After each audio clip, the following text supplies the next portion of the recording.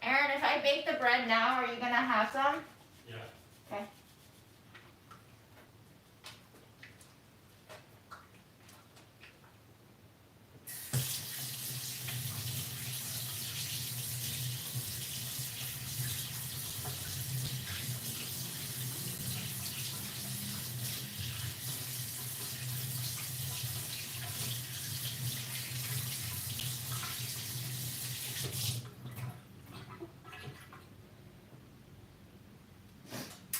Ooh, it's chilly. Hello, welcome. Sorry I'm late. I had to drop off some compost and drop off some food for Lala, and I was walking a little bit slower because I was listening to music, and I had to, open up my phone and heart it so I didn't forget what songs I liked. But welcome. Happy Saturday. We're gonna... Kitchen's a mess. We're gonna bake some bread. I made this bread dough yesterday night at around 6 something, and then I put it into the fridge at what was it? Maybe like 10:50 or something. This has just bread flour, and then I also have some of this Mexican cocoa powder that I got maybe in Atlanta 2 years ago, 3 years ago, 4 years ago, unclear. And it came with a lot of debris in it. There were like bits of thread and cacao nib shells. So I sifted it, and then I tasted it a little bit, and it still felt pretty gritty to me. So I figured I'd put like 2 tablespoons in here to see if it would soften and to see what it would do for the flavor. But unless anybody has tips on how to use Mexican cocoa powder, I got it from a grocery store, and I thought it would just be like good to go, your usual run-of-the-mill cocoa powder, but looking back, it was extremely cheap. So I don't know if it's meant to be just used straight like that, but y'all let me know if Mexican cocoa is a different breed of ingredient. Maybe I can't just use it like I have used cocoa powder. I'll show you what it looks like in a minute.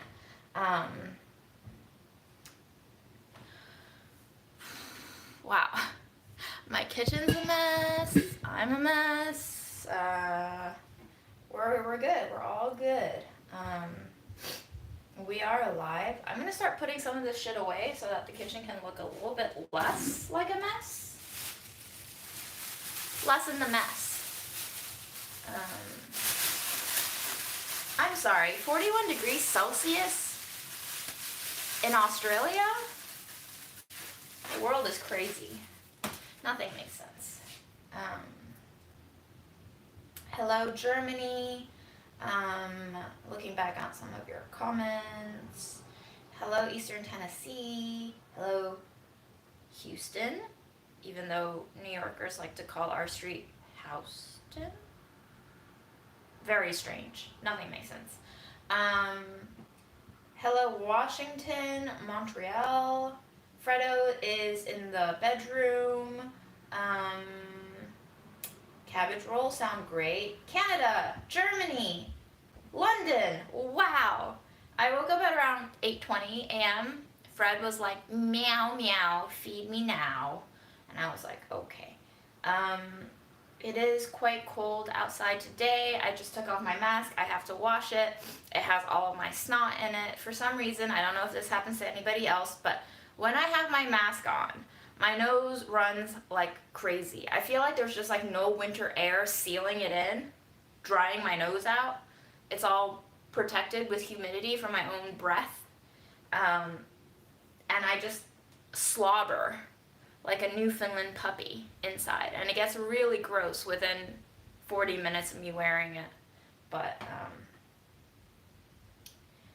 hi Netherlands, Brussels, Virginia. Ooh, dust mites, 6 harsh chemicals, which probably are in every single product that we use. So you're gonna wash my mask. You're gonna watch me wash my mask and put things away, and we'll wait for our bread to rise properly and we'll bake it. I have to go take a PCR test that is scheduled for 11:45 a.m., about 5 blocks away. So this stream will be a relatively short one. But you know, I figured a short stream better than no stream, probably. Jeff, I answered your question already. Fred is in the bedroom with Aaron. They're chilling. It's a Saturday morning. He can't be here to entertain y'all all the time. I don't pay him enough.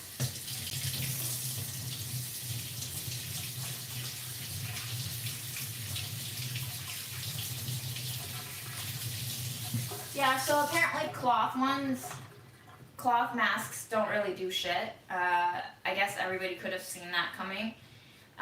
They say that KN95 is the one that you should have for maximum protection, but I only really wear the cloth masks when I'm just out on the street. It kind of helps me not dry out in the winter too, so it's more of like protect my face sort of thing now. I don't really go indoors, and when I do, I keep my mask on all the time. Not that it matters, because usually if I'm hanging out with people, nobody else inside is really masked. So it's probably not gonna do shit. Is Fred still mad? I don't know. Maybe. He let me pet him this morning. He seemed okay. I'm still mad at him though. He threw up all over my blanket yesterday. And I didn't realize it until like it had basically halfway dried out. I washed the blanket in the kitchen sink and put it on my radiator to dry, and I slept all night with one blanket. I just bundled up in like a sweatshirt and pants, and I was fine. But I think I might be like PMSing, but my mood swings have been pretty not good recently. And I've been creating a nemesis with Fred in my mind, just like pinning all the things that haven't been going right on him. But that's the downside of living with me.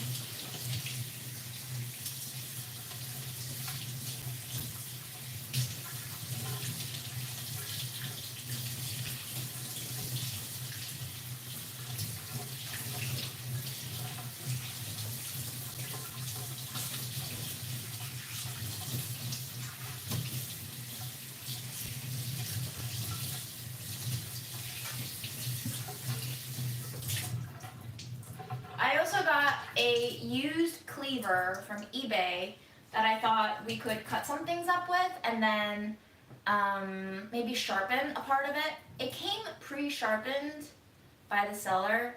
It's actually not too bad, but it is a very thick cleaver that I believe is technically a bone cleaver. So the edge is okay. It is not a new knife, it is a worn knife. Handle is a little bit green, rusty, unpolished, kind of worn away as you can see. And the spine is very thick. Like, just for comparison's sake, this is my Japanese Santoku, that's the spine. Side by side, you could tell the difference in thickness. So, I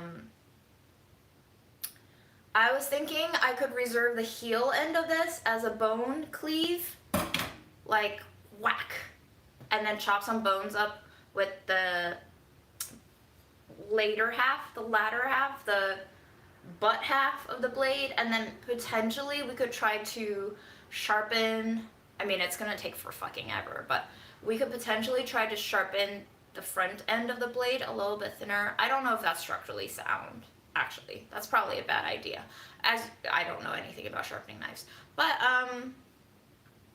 with shipping, this was 15 bucks. I have been stalking a few listings on eBay. This one is made in Taiwan. So I don't know why, I just felt the urge of buying a bone cleaver that I could whack violently with. I don't know what I'm gonna whack violently with because we don't really cook meat. But you know, I wanted to have it, so now I have it.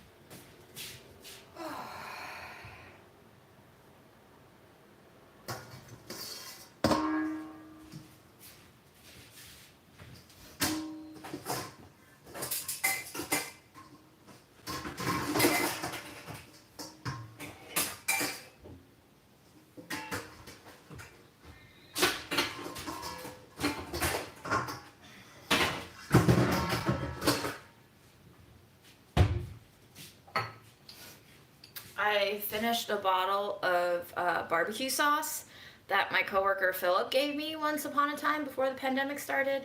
I actually left this in the test kitchen when the pandemic started, and I had to go back for it later. It is called June Shine, and it is made out of Austin, and it is kombucha flavored barbecue sauce, and it was quite good. I finally finished it. Unfortunately, this is like a printed label. It's not really a sticker. So if I keep this bottle, which is really nice if you make any sort of liqueur or soda pop yourself. But yeah, I guess I could try to scrub it off, but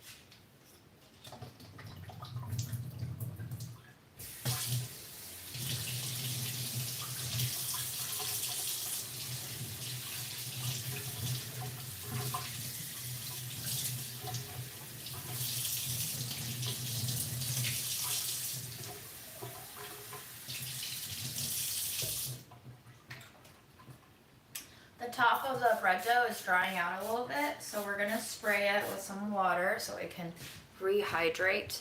I don't really want a crusty crust, because then when it bakes in the oven, it will look crackly.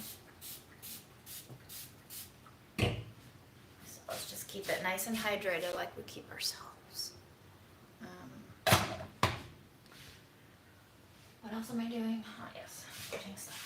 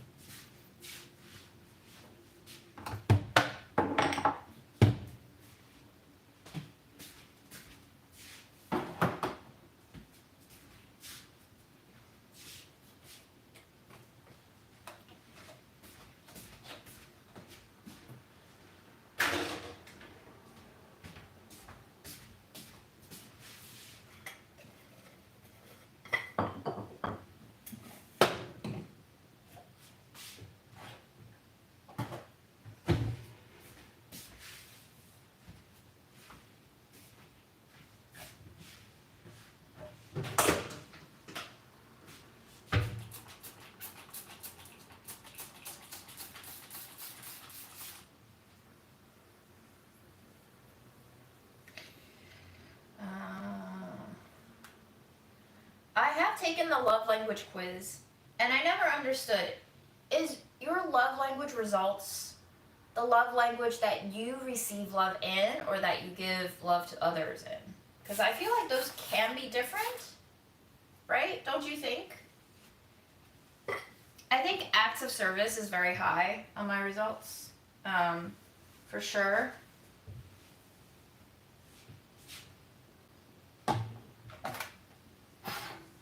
Words of affirmation and physical touch are very low.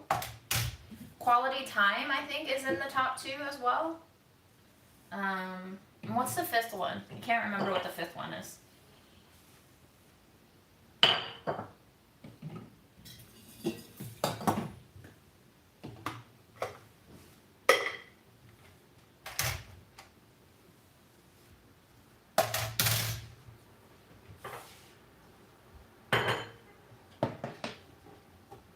I have to be kind of OCD about cleaning the kitchen at least, because I have to work in it, and so if at any point it gets increasingly dirty, it becomes that much harder to take care of it. And then when time comes for me to shoot a video in it for work, that makes an already anxious situation of shooting a video for work on my own in my own house even more anxiety ridden. So I just try to take care of the kitchen every day when I feel up to it, because that just makes it much less overwhelming for me to handle later on down in the road.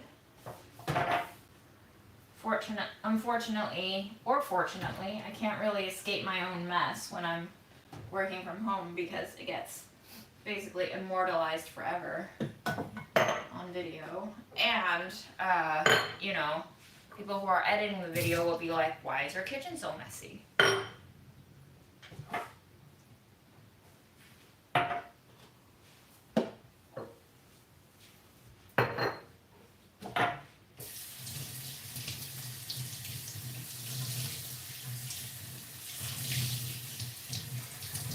Yeah, gifts.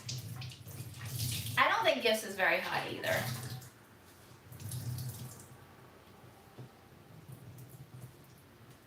So I think my top 2 is, I don't remember the order anymore, but acts of service and quality time, and then gifts, physical touch, and words of affirmation are on the lower end of the spectrum.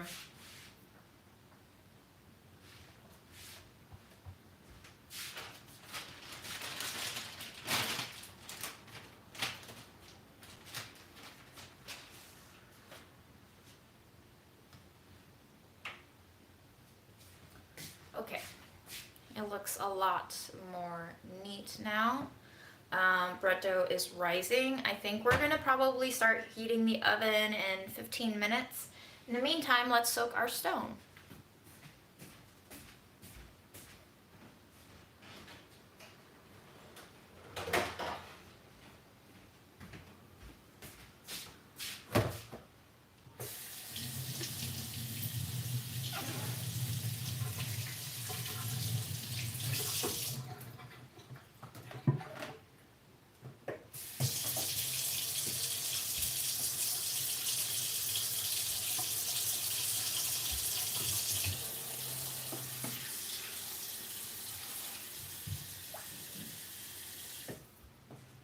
Some chefs, like especially sushi chefs who sharpen their knife in between basically every fish, will soak the stone permanently, but I don't. I think just about 10 minutes is enough before you sharpen. Sometimes I don't even give it a pre-soak. You can just keep splashing water on top of it as you sharpen. Let's find a victim to chop.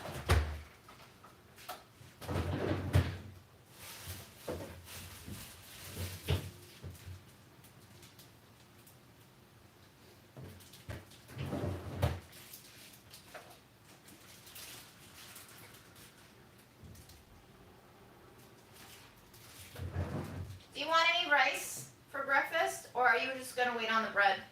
I'll wait. Okay.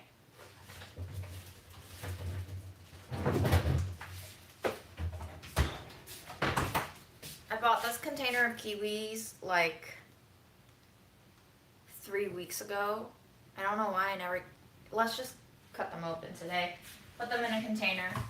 That way I can start eating them. I always do this.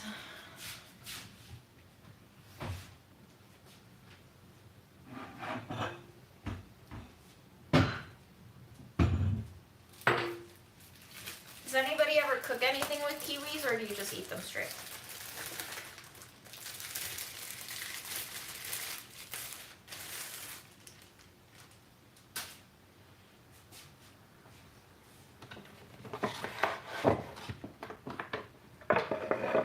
So the problem with having a cleaver that you want to whack things violently with is that you also need a really good cutting board that is sturdy enough to withstand the whacking. I don't think I have such a cutting board, but I'll just make do.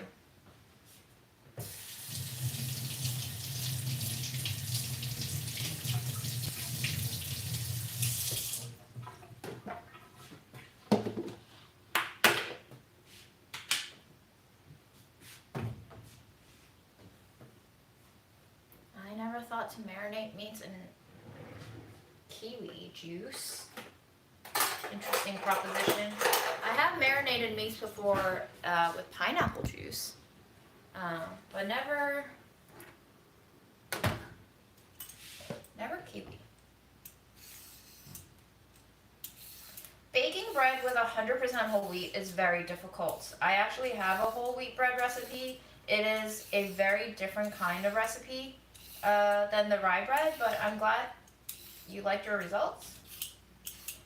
100% whole wheat has very difficult gluten formation because of all the bran and the germ, and it's just very drying. It can be very dense. When you make any bread that is 100% whole wheat, do not expect extravagant airy bubbles inside your bread crumb structure. That's usually why people say never substitute all-purpose flour with entirely whole wheat, because they really recommend you to substitute no more than 1/4 of white processed flour with whole wheat, because of that reason. Whole wheat is a very different creature than bleached flours, processed flours.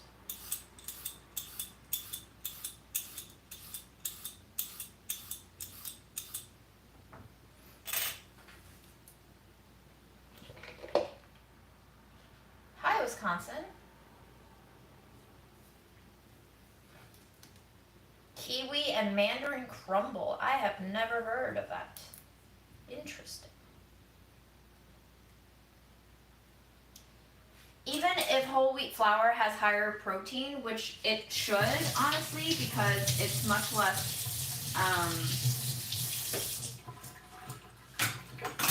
less processed, and I think just like the type of wheat that they use for whole wheat processing might be like that too, but I don't know.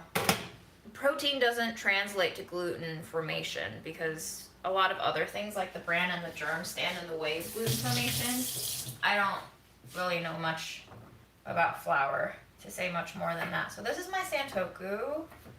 It slices pretty nicely, cleanly. This is my cleaver. And because of how thick the blade is, it can sometimes lead to fracturing the ingredient, but it's also not bad. It goes through pretty clean. It has pretty nice chopping action. It is very heavy. This knife is 17 ounces, which is over a pound.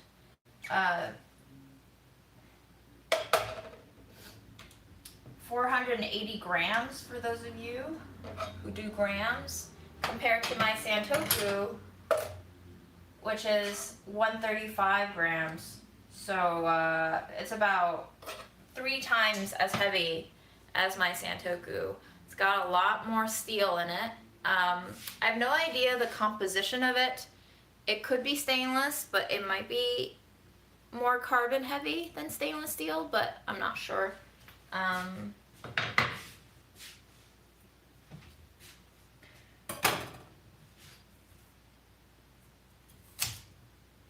So when I was chomping down the middle of that carrot, as you can see, it was a very uneven split. You can see that it's not a straight line. If I were to chop it with my Santoku, there's an even split. Basically what happens is because the cleaver has such a thick blade, it's basically like a wedge. And so when you cut into the vegetable with a thick-ass wedge, what it tends to do is instead of slicing through it, it splits it apart. And so what happened with this cleaver cut is it cut through half of it, and then the rest of the carrot just kind of gave way because it's so crispy to begin with. The wedge was just kind of like, I split you. So that's the difference between a meat cleaver, which I think this is, and a vegetable cleaver. And yes, there are many different types of cleavers. Some cleavers have a very thin blade, thin as or even thinner than my Santoku knife. And those are mainly used for cutting vegetables, slicing, dicing, a lot of push cuts, not a lot of rocking motion. The cleaver doesn't really curve, so you can't really rock with it. You can rock a little bit, I guess, with the tip of the Santoku, but the Santoku is not particularly rounded belly on the edge of the blade either. So, cleavers, there's a whole world of them.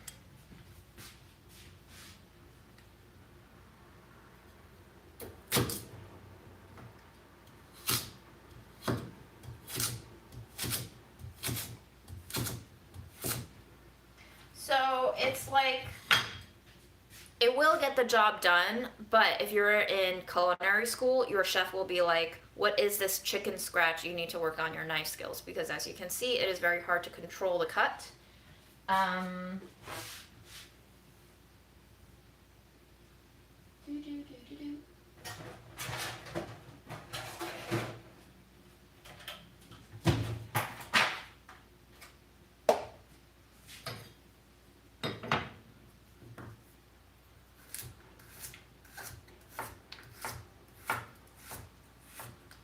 Whereas, with the Santoku, you can see that most of the pieces, notwithstanding my knife skills or lack thereof, are relatively more evenly split than the cleaver ones. It's not a big difference, really, if you don't care about how neat your slices are. It's still a knife, it will still cut. Yes, Nez, you can have a carrot. But because I got a meat cleaver, or so I think, it's not really conducive to doing a lot of vegetable prep with it. Because one, it's really fucking heavy for me to handle. And two, you'll have a lot of uneven slicing. Especially if you're weak like me.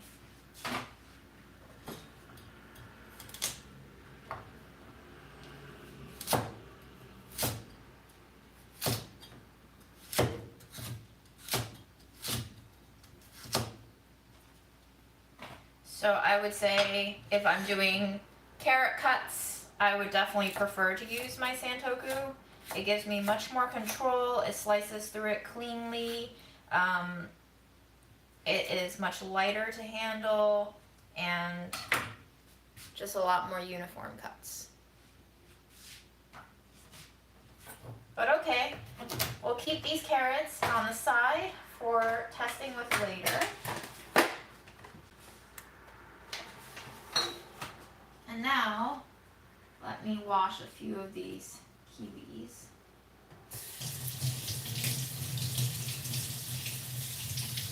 I'm not really planning on doing anything special for Lunar New Year, are you?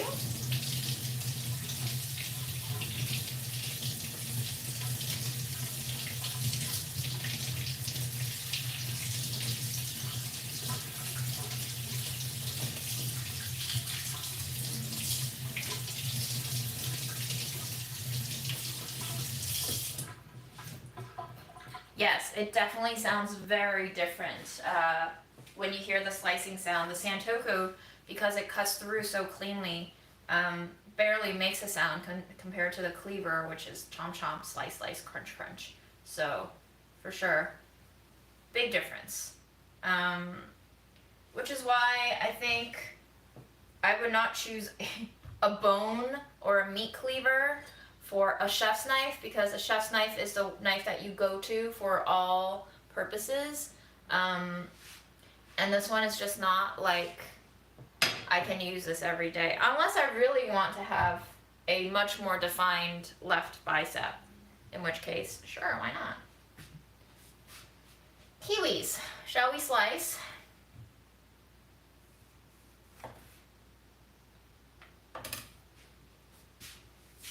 I mean, that's a slice.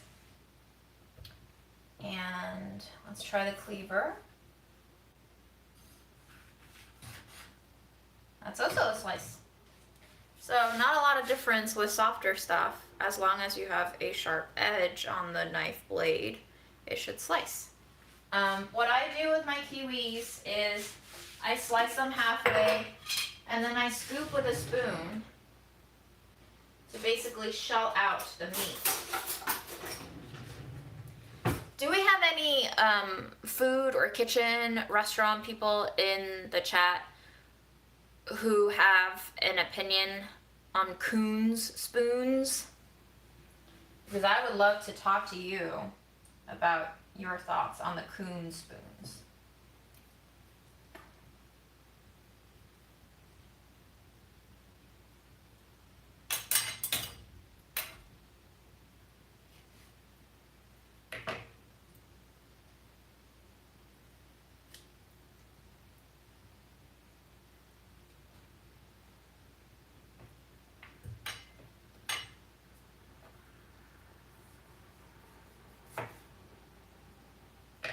Here, let's try another method of shelling out the meat of the kiwi. I sliced off the butt end. I'm now going to carve around it to de-skin it with the Santoku. And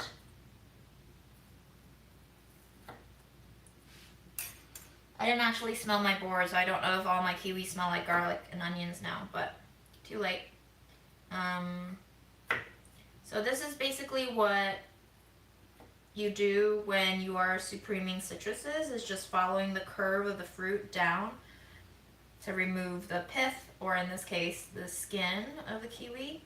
And the Santoku is going through real buttery and nice and smooth. I'm not expecting the cleaver to have the same degree of control because, one, it's going to be mad heavy. But there it is.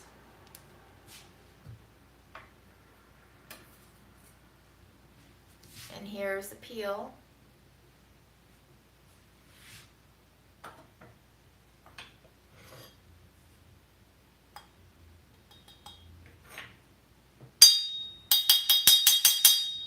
Wow, that's a sharp sound.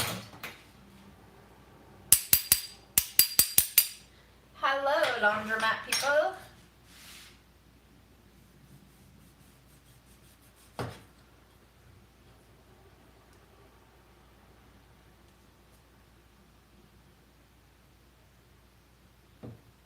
The weight of the cleaver is actually very nice in terms of guiding me in a down motion. I'm finding it easier than expected in terms of slicing through. It still has a very smooth slicing action, but it is kind of just like you're trying to carry a dumbbell that's 8 pounds too heavy for you. Where it will just like drop into a curve that I didn't want it to drop into, and it's taking off quite a bit more meat of the kiwi than I did with the Santoku. So I don't think this is something that I can really fix. That's not bad. With sharpening it, because unless I whittle away half the blade, this knife is still going to be very fucking heavy to handle.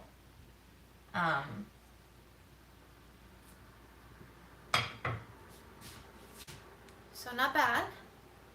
Yeah?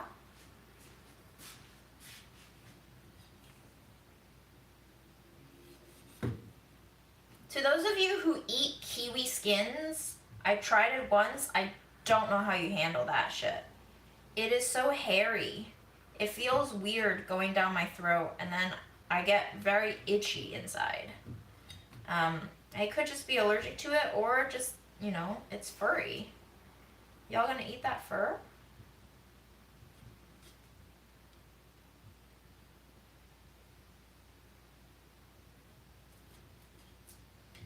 I definitely feel like the front of the knife has a slightly better sharpening to it. Seems like that's where most of the easy slicing action comes from. As soon as I hit towards the middle of the blade, it seems to be a little bit harder and more resistant. So you could see quite a bit more meat is coming off.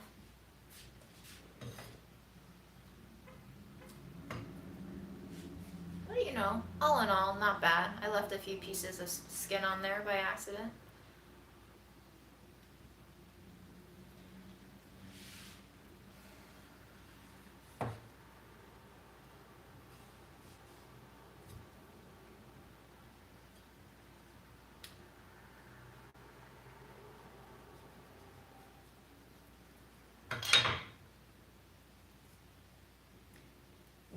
I guess you can, if the kiwi's ripe enough, just peel it with your fingers. That also works.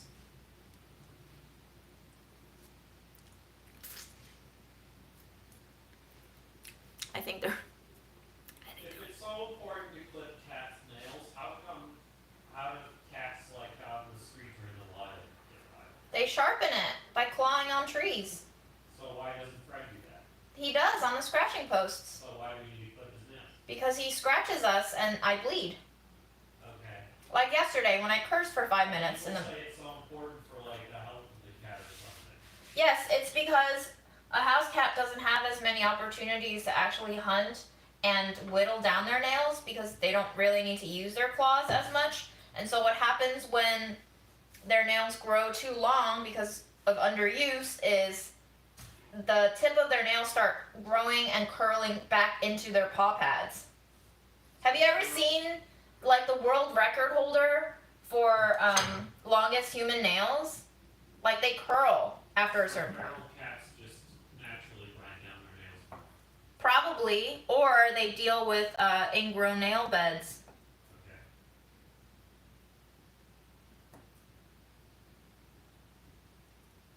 What, you don't want to clip him? I'm just wondering how feral cats get by. Feral cats get by because they just don't have humans giving them arbitrary standards of well-being. They just live until they don't anymore, and then they die. And that's the life of a feral cat. Hello, New Zealand. Meatloaf died. Who's Meatloaf? Singer. Who? You never heard of Meatloaf? I've never heard of Meatloaf the singer. Wow. Did you like Meatloaf? Not really. Did he die tragically? COVID apparently. Oh shit. Was he vaccinated? No. He wasn't vaccinated. He was an anti-vaxxer. He was an anti-vaxxer. Got it. Alright, well, Meatloaf, I hope it wasn't too painful of a death for you, bud. Sorry you never got vaccinated. Hey, he died the way he wanted. That's true, he died the way he wanted to. I hope.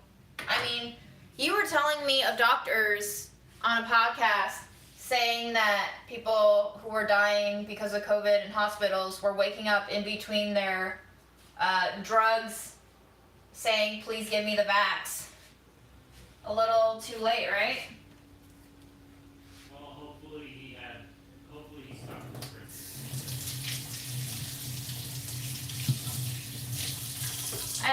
I also don't know who Louis Anderson is. Do you know anyone?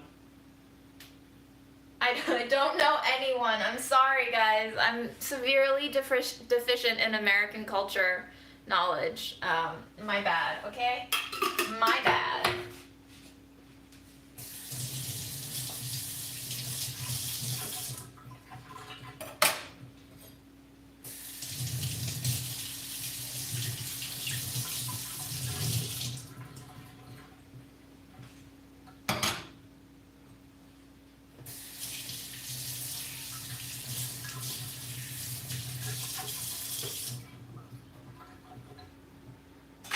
Somebody said Meatloaf had blood cancer.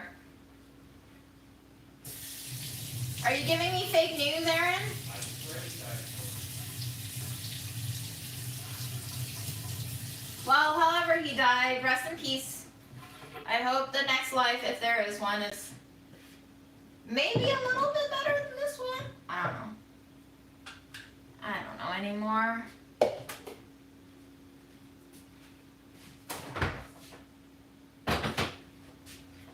Alright, let's get to sharpening.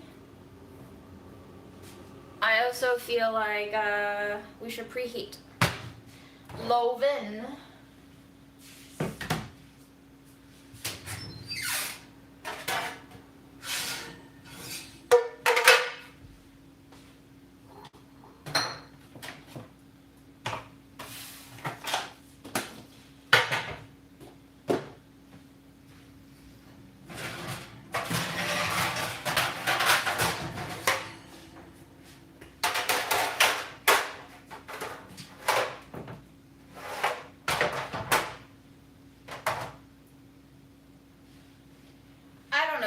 Y'all, it's possible that I've heard these songs and I just don't associate them with anyone in particular.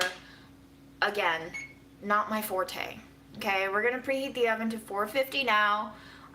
We're gonna leave the bread on top of the oven as it preheats so that it helps the bread spring a little bit more before we go in to the oven with it.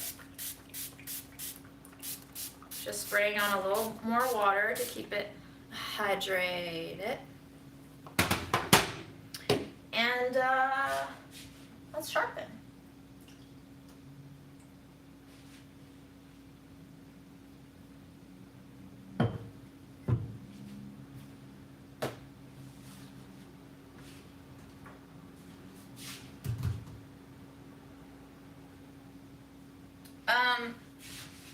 I used enough yeast, and properly proofed bread should be this poofy. If your bread is not this poofy, it's probably not proofed enough yet. It should at least be this proofy. But yes, use enough yeast, yeah?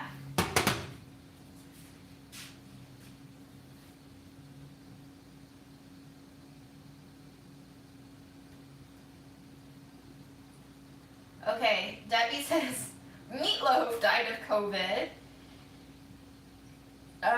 Louis Anderson died of blood cancer. Oh gosh. It don't really matter, y'all. They died. Just let them rest now. They are done with this world.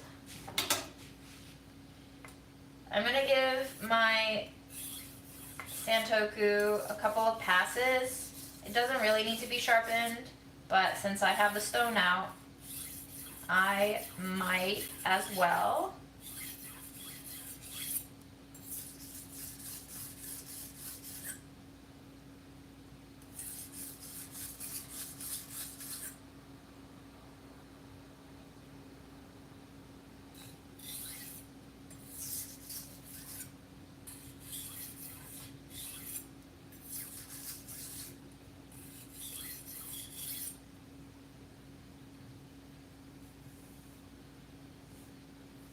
I'm not a sharpening master. I have to warn you. If you are watching me to learn how to sharpen things, please don't. I do not know how to sharpen knives properly. I just sharpen them. Whether or not they are actually successfully sharpened, I do not know. These are Mom's cheap knives. I do also sharpen them. This knife I'm having a hard time finding uses for because it is so flimsy, and the shape of it is like, this shape would be more useful if the metal were not like bendy. I can literally bend this blade.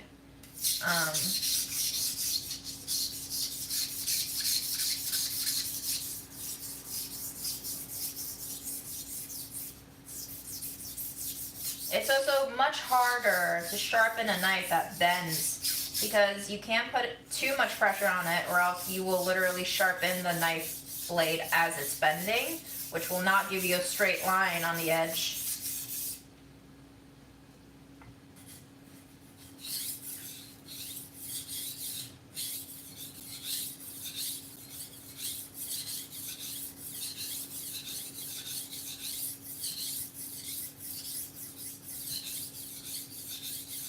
Yes, it is bad to overproof, because what happens when you overproof bread technically is there is so much gas expansion lifting up the bread that the gluten structure can no longer sustainably hold. Just imagine, I hate to use this example, but imagine your stretch marks after you give birth from your pregnant belly. There's just a lot of substance that won't be there anymore after the bake. So what happens when you overproof bread dough is, let's say I left this bread dough overproofed, it rose to 2 inches above the loaf pan, that air will collapse once all the water content is evaporating in the oven, and then the gluten structure has gotten so stretched out and so aerified that it won't be able to withstand the weight of itself, the rest of the dough. So it's kind of like osteoporosis. It's just gonna collapse. It's gonna break. It's still edible.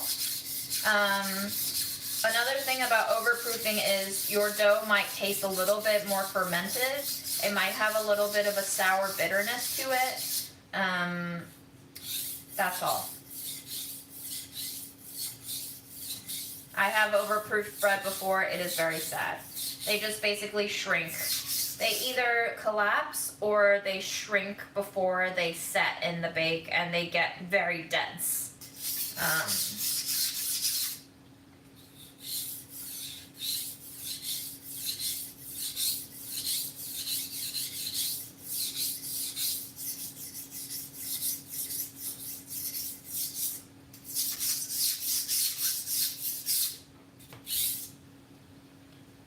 As you sharpen with the stone, you'll see this dark gray streaking happening. That's basically your steel wearing off, apparently. Friction against the stone is essentially wearing away the knife blade. And they tell you not to wash this gray stuff off because it's actually literally grit that's helping you shape your blade. Whether or not that's true, I can't verify. I don't know shit.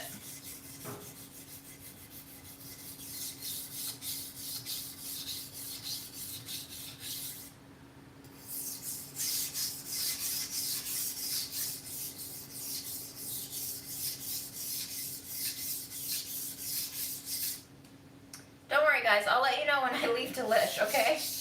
I have not left Delish yet. I still very much need my health insurance.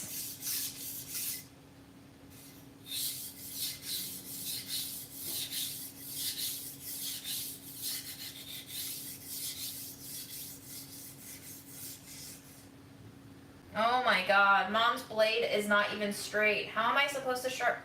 This is why this knife is shit. I might have to throw this one out. I'm sorry, Mom. Her knife is bent. It's not even a straight blade.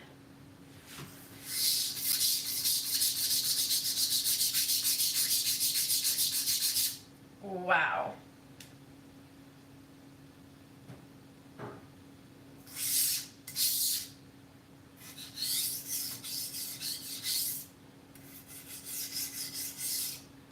Well, that's why I can't sharpen it.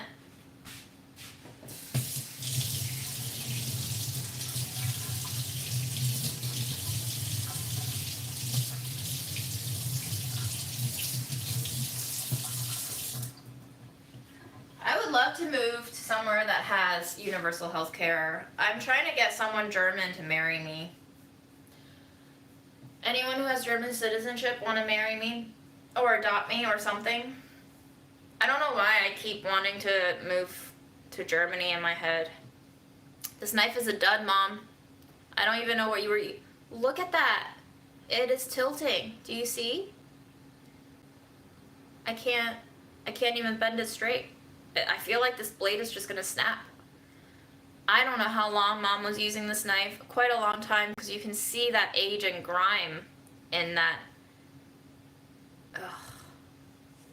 Wow. Yikes.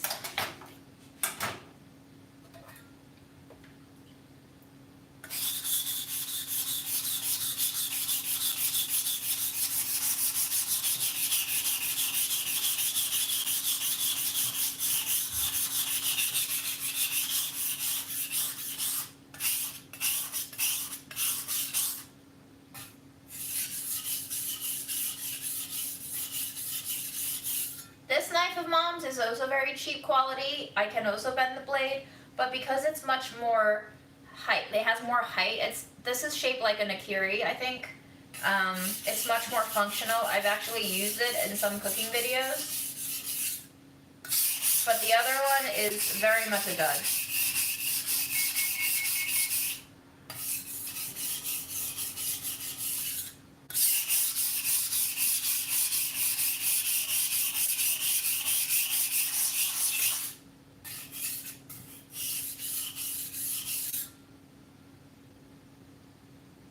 This blade is actually relatively straight.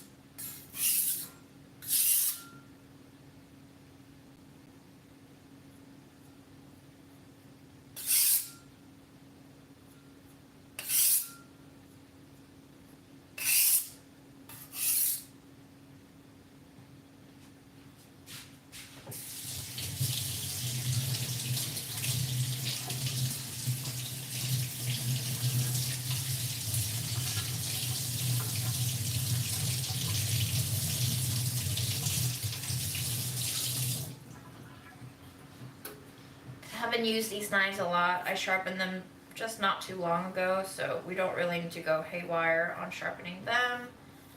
I believe our oven is preheated, so let us slide it in. Oh, you know what? Dang, I forgot to put a pan of water inside. I guess I can still do it. But let's also see what happens when we don't put a pan of water in, shall we?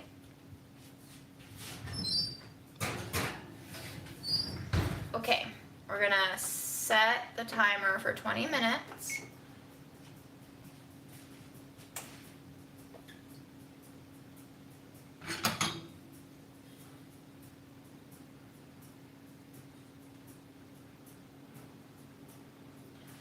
The edge is already not bad on this. I know you probably can't see it because my camera quality is shit, but there is an edge.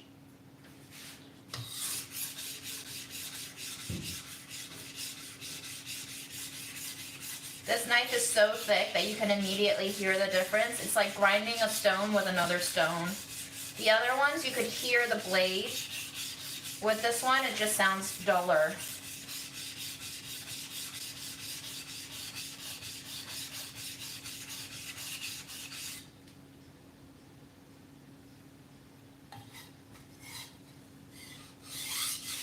I probably should have looked up a tutorial on how to sharpen cleavers before I started this, but it is too late.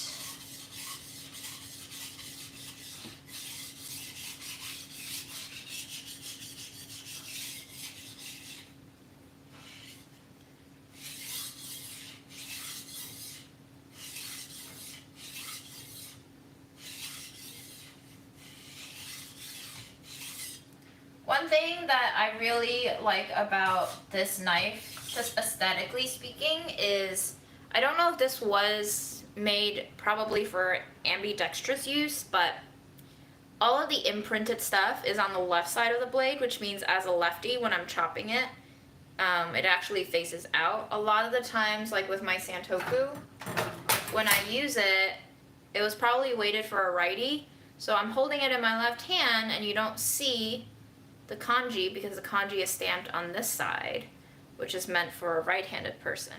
So when a right-handed person is holding that knife, it faces outward and you can see it. Not a big deal, it's just aesthetics.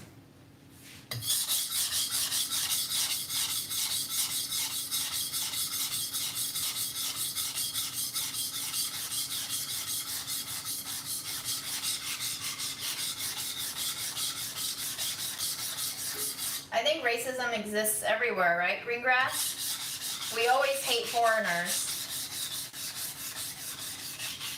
We as a human race, in general. If we don't hate them, we hold them as other. They are always other. We love having others because it reinstates our sense of identity and it confirms our own existence. If we don't have an other, then we really don't have like a antithesis mirror to compare ourselves to. So we must always otherize what we don't want to be. So that's why as a society, we otherize foreigners, we otherize fat people, disabled people, what else? Non-gender conforming people, because we like to feel comfortable. And those identities and the reminder that it is always possible for us to be those identities make us deeply unseated.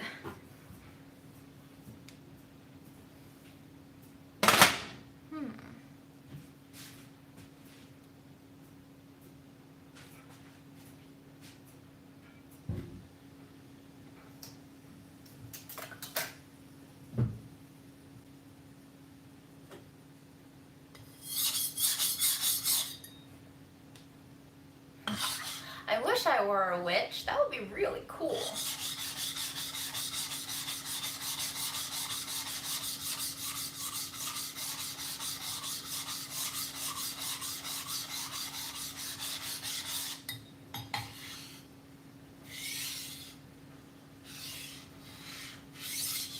I feel like you gotta use ciabatta for sandwiches, no? I mean, it's bread, so you can literally use it to make anything. Bread pudding, French toast, croutons. You can make them into breadsticks, garlic bread.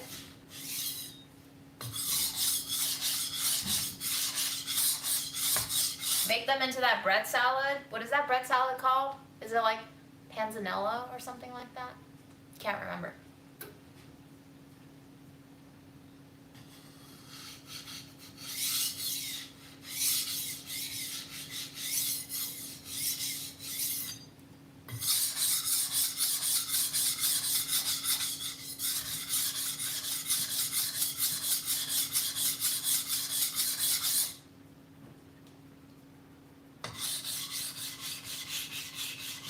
I mean, it's possible that great healthcare turns immigration out of control, but the question is, why don't every country have great healthcare?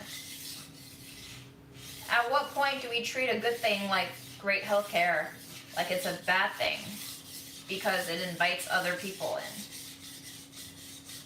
And why is other people coming in bad, exactly? Like, that's the unexplored analysis of that line of thinking.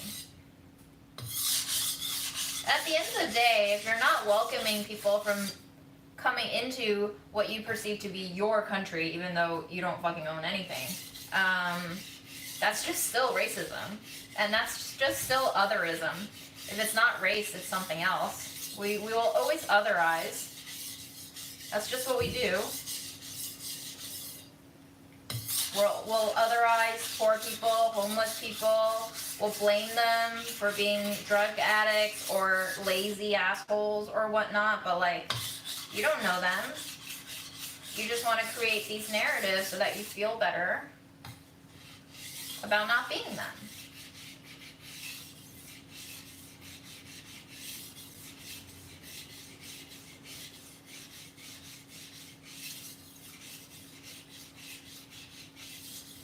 I don't know if I would make monkey bread with ciabatta though, because ciabatta has a very defined crust, and it also has a very airy crumb structure. And I feel like monkey bread is usually made with breads that are more dense and rich, like brioche.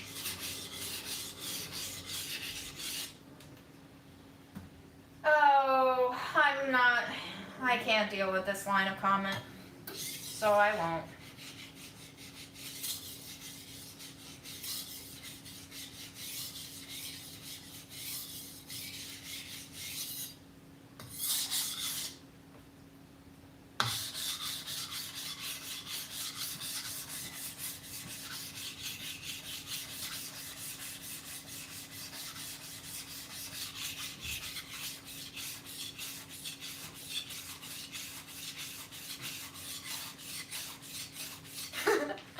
We can deal with that line of comment, but I feel like 85% of us who are watching this right now already are on the same page, so I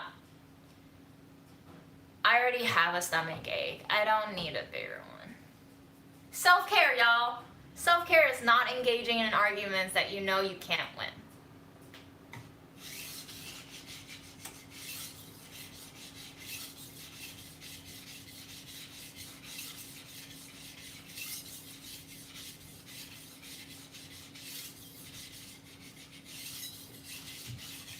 I think after 2 years of being home and watching the internet go up in flames every time Trump said something, did something, and then America agreed, I think we've all learned to just fucking shut up and try to make the world a slightly less miserable place to be in, rather than engaging in futile debates about whether or not that's good or that's bad. We all know what's good and what's bad. Just do something about it.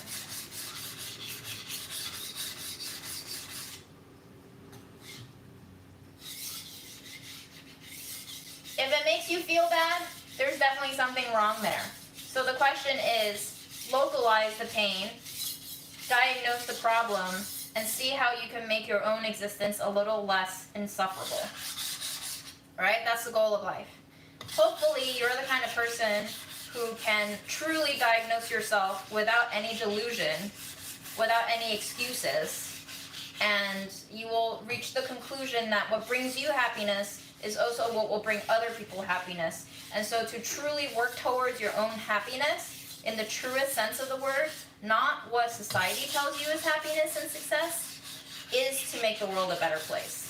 So just have a fucking honest conversation with yourself in the next couple of years and figure out what it is that will actually make you happy, because that shit is really hard to suss out, especially given that we have such a strong narrative of what we should like, who we should be, what we should do.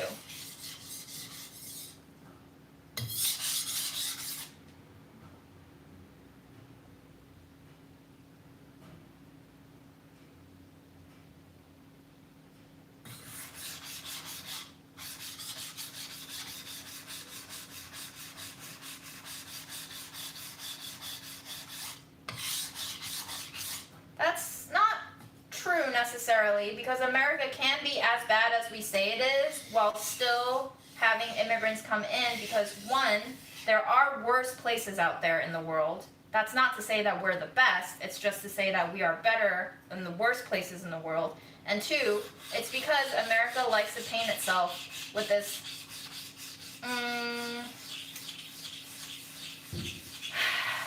I don't want to call it a fairy tale, because it does afford people a lot of freedoms that they can't have elsewhere.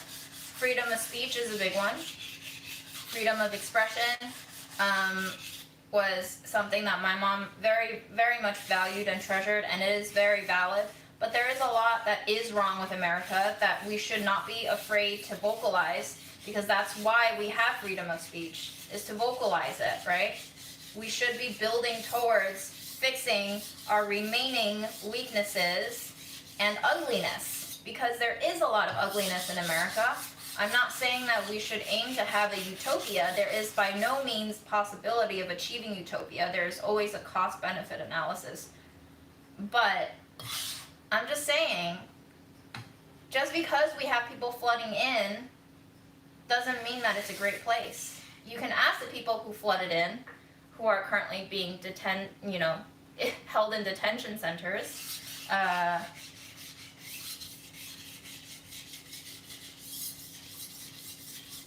There are many different experiences of America, depending on who you are, where you came from, what assets you have, what education you came with, who you know. There's just so many factors. So there is no one America that exists. There are many different Americas that exist. It's just totally dependent on your background and your context to determine which America you live in. There's the America with lead in their water supply, and then there's the America where your fucking what's his face, who founded Facebook.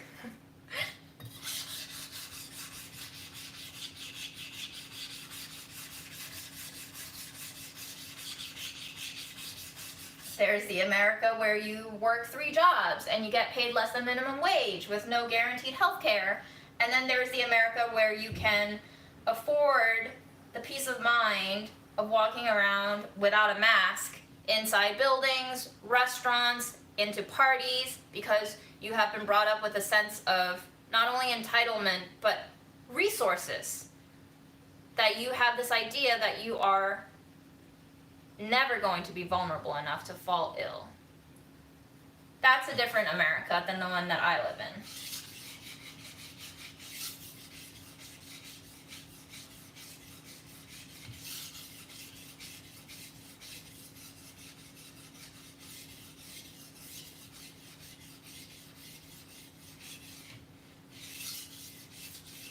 Yeah, I mean, fast fashion is killing the world, both in terms of making people work in horrible conditions, paid shit, and in terms of consuming a shit ton of resources in that production of absolutely craptastic products that are apparently being dumped somewhere in South America. If I remember correctly, I can't remember where. Somewhere in Latin America, there is a desert that is being filled with unsold fast fashion. That's the kind of stuff that is just like, why do we do this?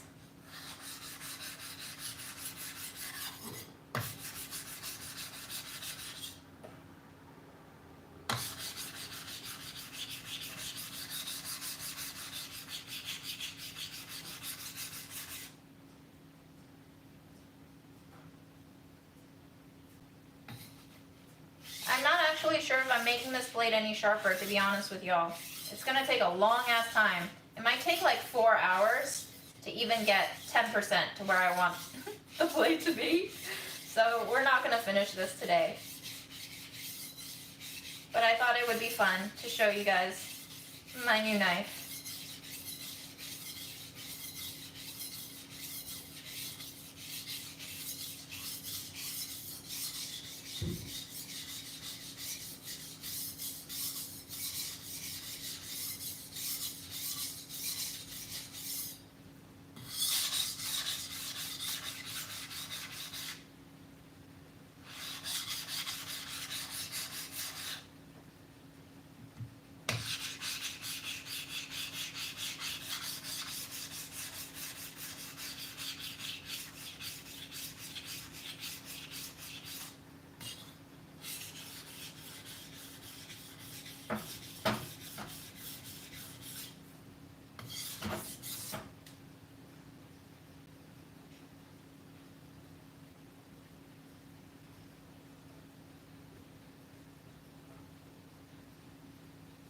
Aaron, what time is it?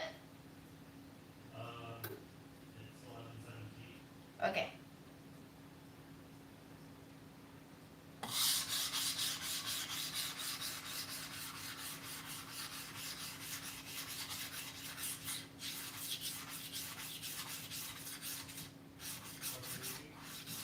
I have PCR test at 11:45 at Hopkins. I guess I can try to drop off.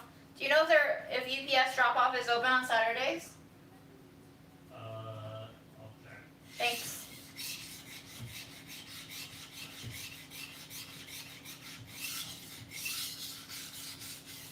Yes, open till 4.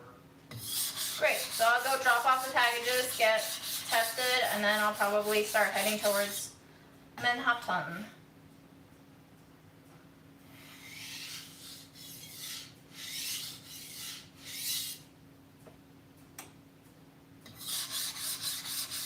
Have a great day to all of you who are tapping out. Happy weekend. Remember to stay hydrated. And take naps.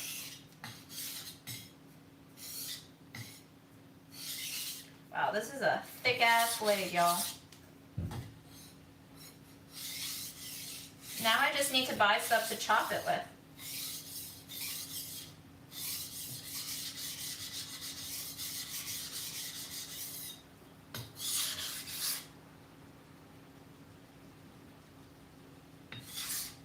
Aaron, do you have anything I can chop?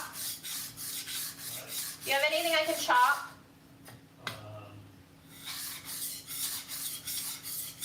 Like vegetables.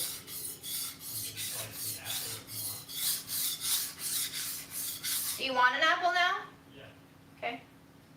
And then I might chop through some frozen bananas because they're frozen. So we could see if this is like going to withstand chopping into frozen stuff. Because they always tell you with more fragile blades to never chop bones or frozen stuff with it. Because they will just immediately chip the blade.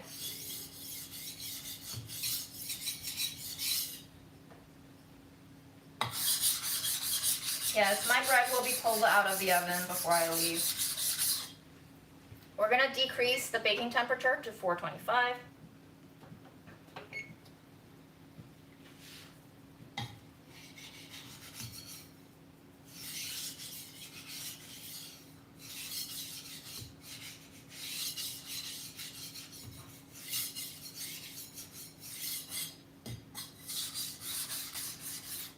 I'm pretty sure the PCR will turn out negative. It's just a requirement that I have to do to go visit Lalao. They were doing rapid testing for all visitors on the first 2 days, but obviously they ran out of rapid tests and they can't really sustain that level of daily testing for everyone. So they're telling all of us to get PCR tested, and that will mean that the results will be good for 3 days. The 2 times that I have been there, I got rapid tested and I was negative, but rapid tests are also known to be less accurate, so who knows even.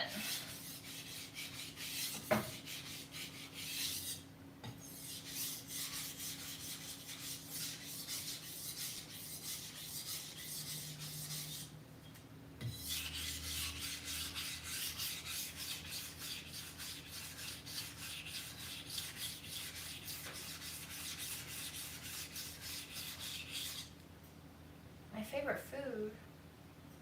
Can't choose that. I like peanut butter and bananas. I like anything mushy. Cheesecake.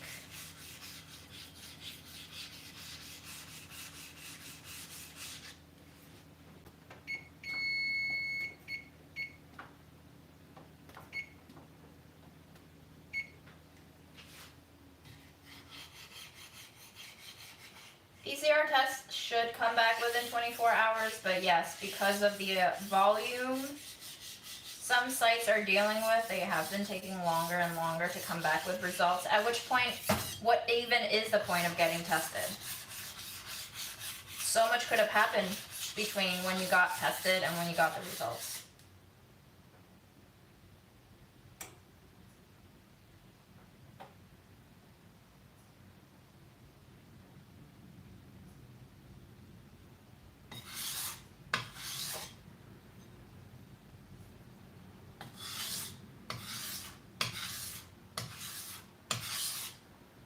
How do you know you get a false positive?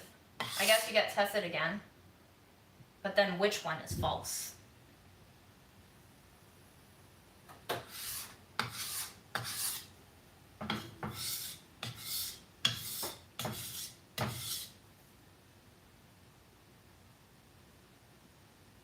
Aaron, do you know if My Da Vinci projects are gone.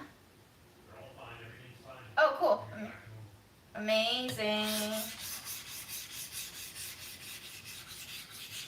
We had a little computer breakdown. Don't buy gigabyte motherboard. What is it? Don't buy gigabyte motherboard. Gigabyte motherboard. Aaron's motherboard apparently just spazzed. And we had to order some new parts. He built the computer himself, so he was able to modularize it. But I was afraid for a second that like some of my unfinished Da Vinci projects were all gone, but apparently they're fine. So I do have footage. I just don't have time or energy or the desire to edit them, but when I do, you'll see them.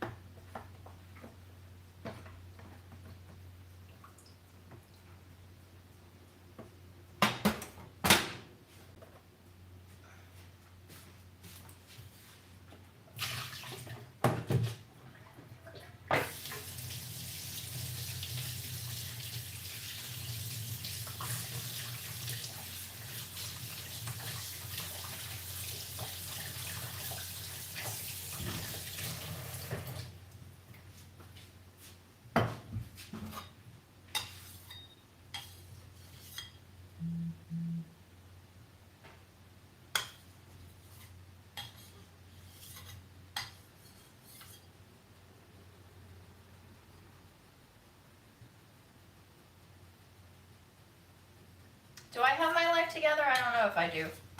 You should have seen me when I was freaking out.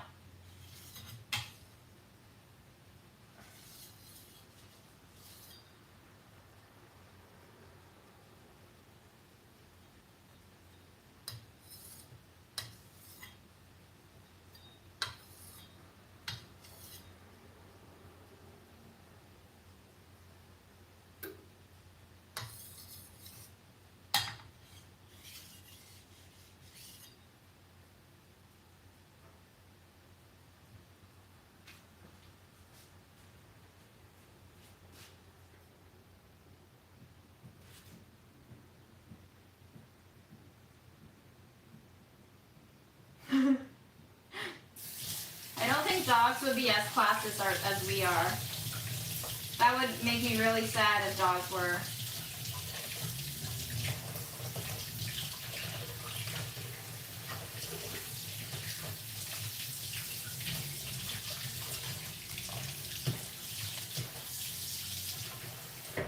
Hi, Quebec.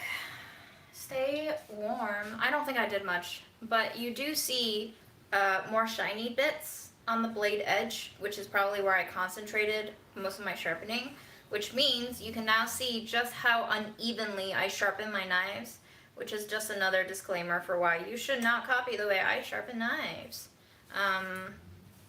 Not a professional, just a cook.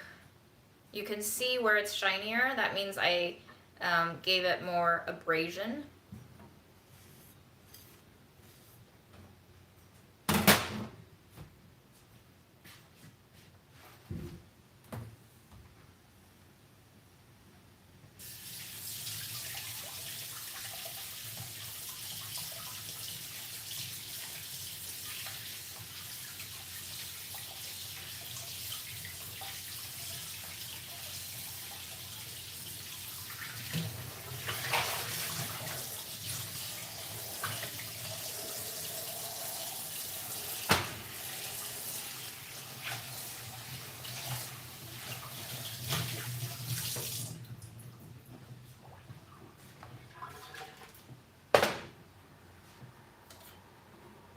what to do with Mom's knife then?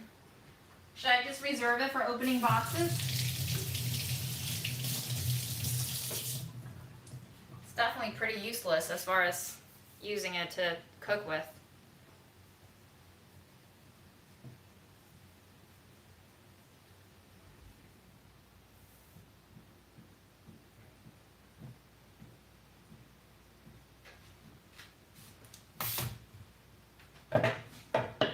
Alright, let's cut an apple up for Aaron. Let's see how Mom's knife performs.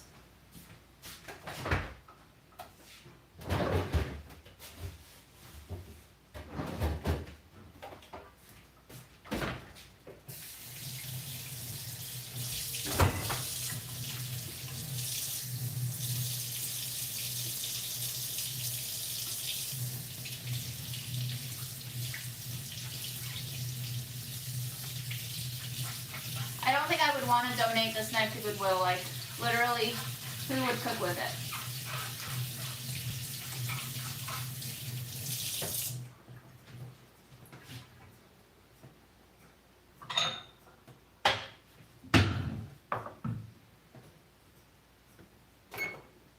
Turning off the oven, checking on the bread. It looks very puffy, very nice. Okay.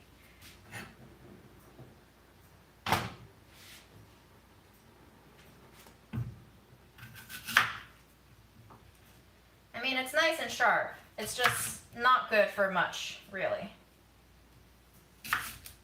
It's so flimsy. But it cuts, you know? It cuts.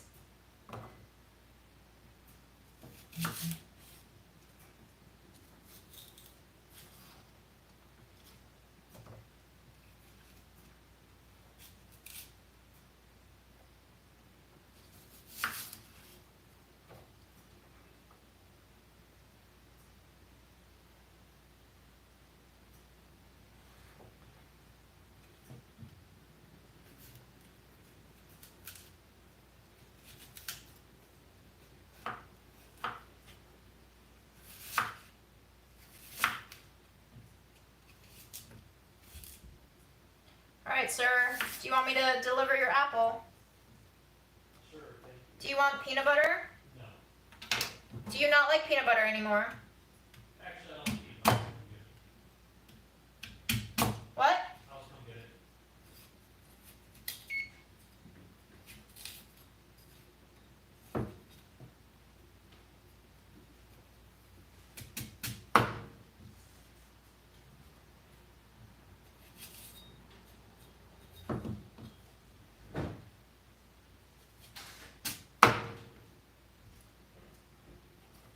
Well, that's very How satisfying. well did it work?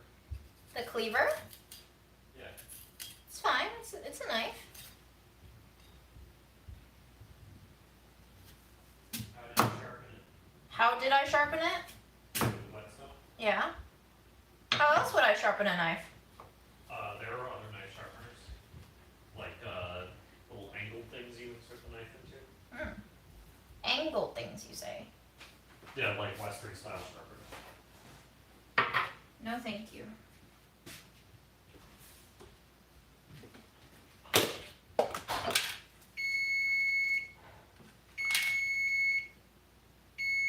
I wonder if the strange bend would help with sharpening or with cutting the kiwi fruits.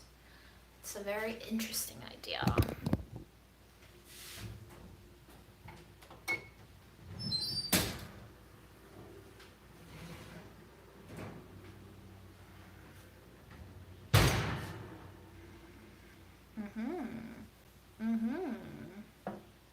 Yes.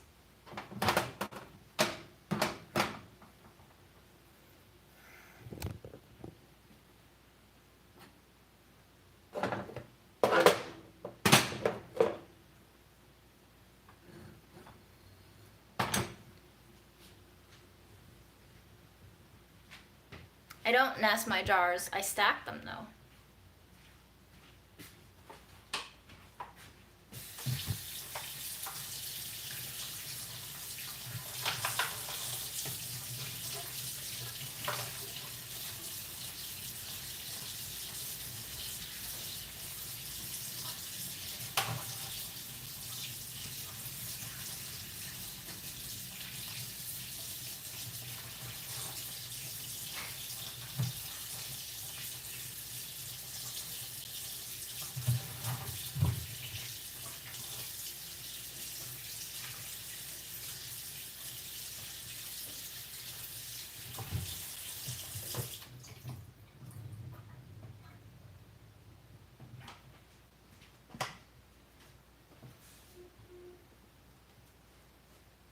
Yes, this is a quite a tall boy. This side looks even taller. Very tall, very tall. Fred is in the bedroom. I don't know, I want to peel my kiwis.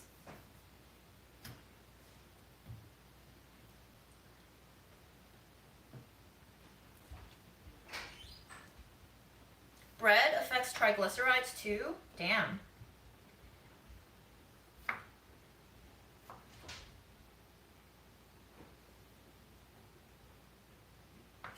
I wonder if this would be like a good hand peel knife. It might actually. I could potentially learn how to hand peel better with this knife. Maybe. Maybe not. I do feel much safer using this than like a heavier knife, since it is slicing towards my thumb and all.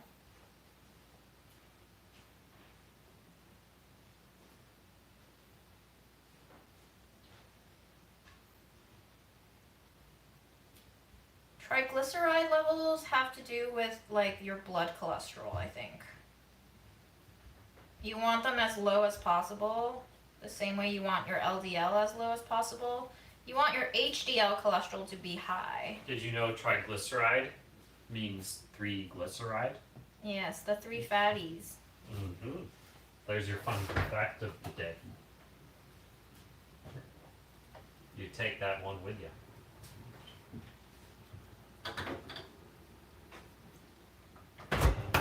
Thank you for the apple. Sure. I see you sliced it muchly. Yes, I did. I need to work on my peeling skills.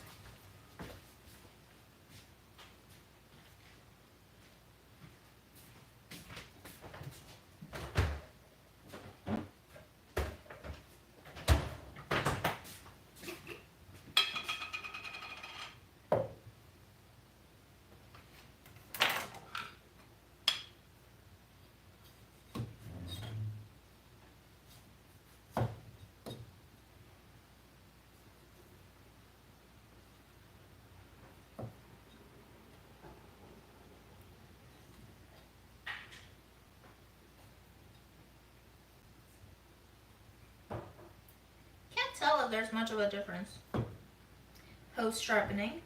I could placebo effect and tell myself there is, but for the most part, I think I just have to get used to how to handle a cleaver, especially a bone cleaver, you know? I don't think I have really time today to do much else, but maybe tomorrow we'll find something to annoy the neighbors with and bang bang, you know? Maybe this is what Mom used it for, just hand peeling, because it does work very well as a hand peeler.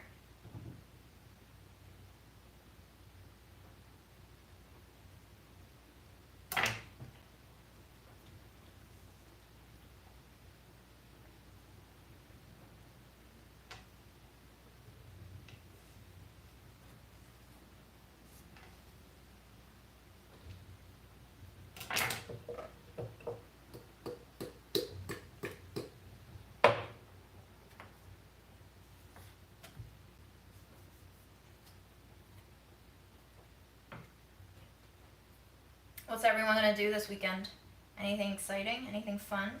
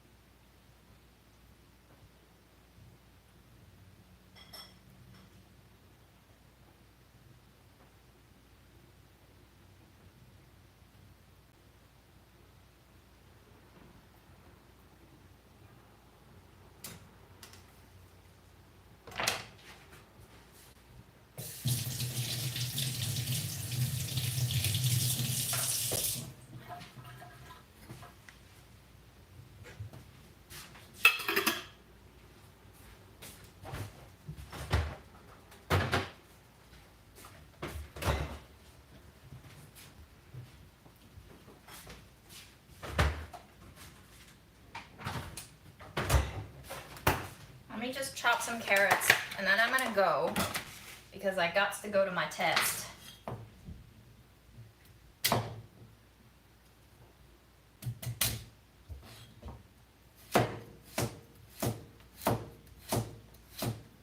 You know what? I think sharpening did work a little bit. I think they look a lot more even. I don't know if I, purposely controlled my cuts a little more this time, or if the sharpening actually did just allow me to have a little more control over the finesse of the cuts, but I think they look better.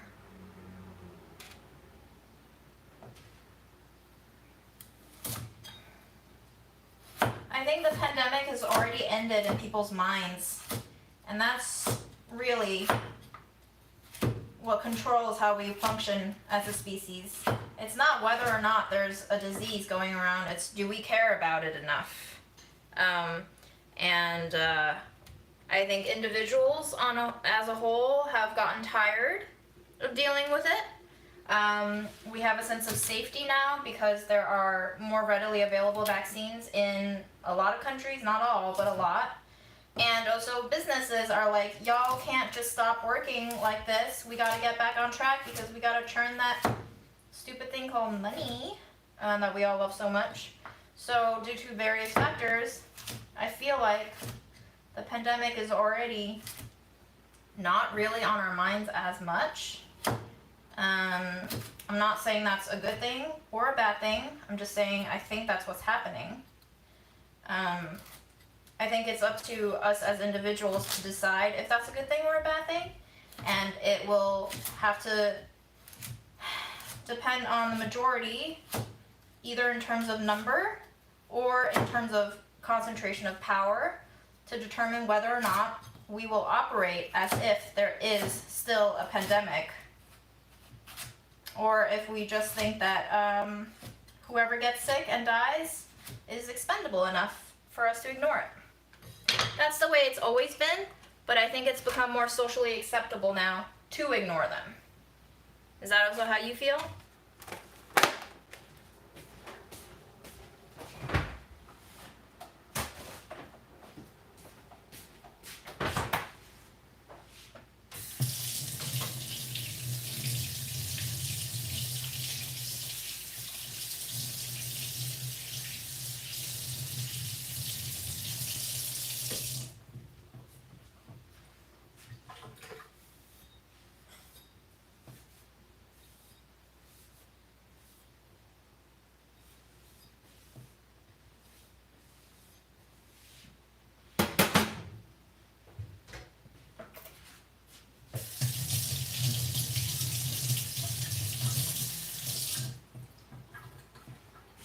Okay, y'all, I'm gonna sign off soon.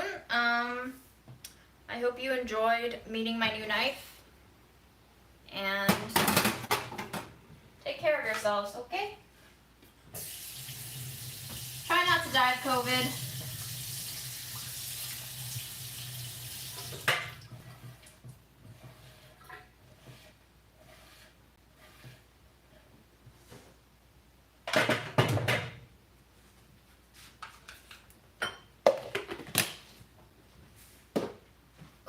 Yes, let's go see Fred.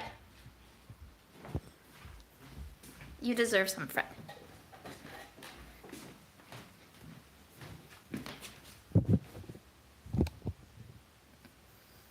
Are you gonna throw on this blanket too? You gonna give me a little vom vom today? Yeah? Was that you working up some stomach bile?